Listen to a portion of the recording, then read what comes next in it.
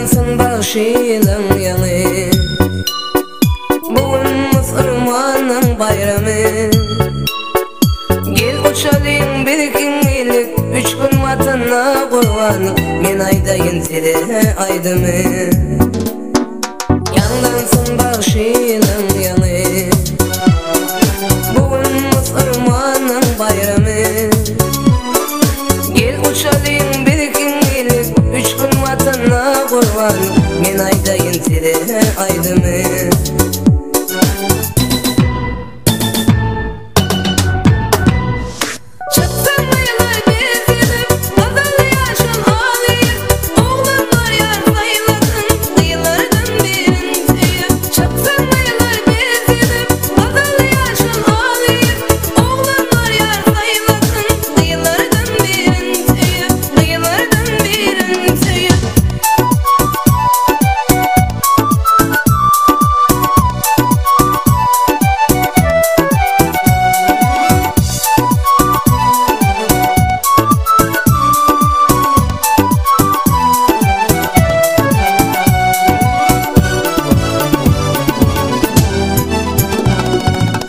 Uçalayım bir ikincilikte, bile sada sinarım cepte.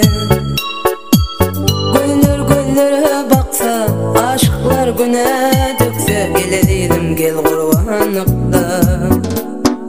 Gel uçalayım bir ikincilikte,